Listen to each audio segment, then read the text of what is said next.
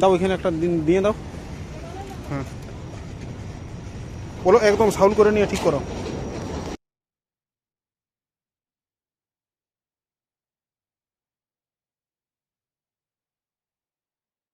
এটা রাখো 1220।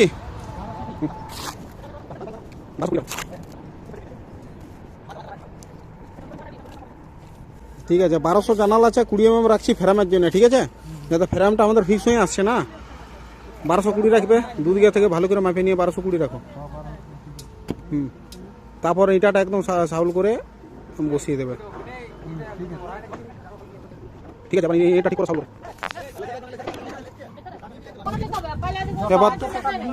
এবার দেখো এই দরজাটার কাছে গিয়ে যে 1200 আছে ওটার জন্য ছাড়েছো, তার পাশেও একটা জানালা আছে, দেখে নাও।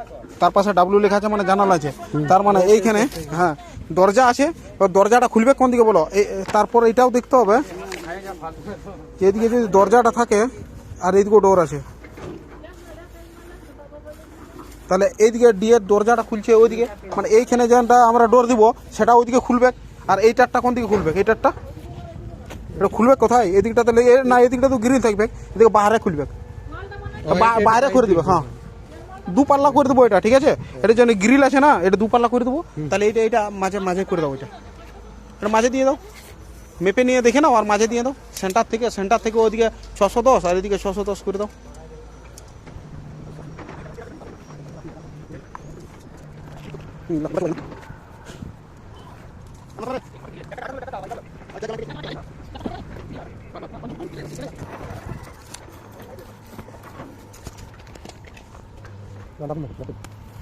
মাপ করে নাও, তারপর সাউল করে বস। ঠিক আছে 1220 বলো, কোনটা টানো।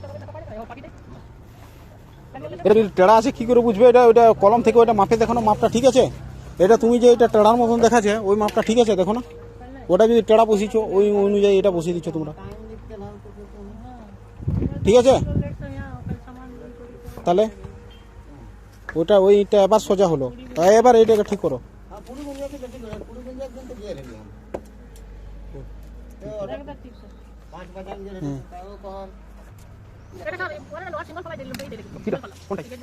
বাইরে কোন খুলবে? ভিতর দিকে খুলে হবে না, এখানে এখানে দরজা আছে, দরজা বন্ধ করবো। আর এই বারান্দায় 1500 আর 1200 দরজা দিয়ে খুলে গেলে কি দেখা যাবে?